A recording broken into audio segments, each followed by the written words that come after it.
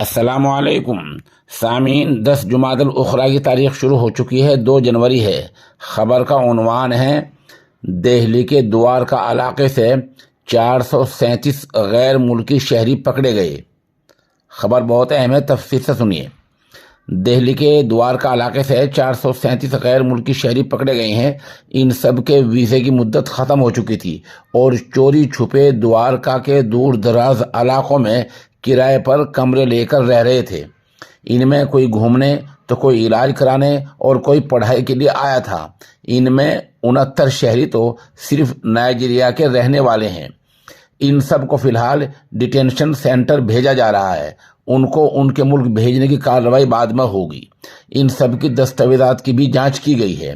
Police commissioner M Harsh Vardhan نے صحافیوں کو بتایا جن لوگوں نے ان کو اپنے مکان کرائے پر دیے تھے ان کے خلاف بھی کارروائی ہوگی۔ ان سب کی عمریں 20 اور 40 کے درمیان ہیں۔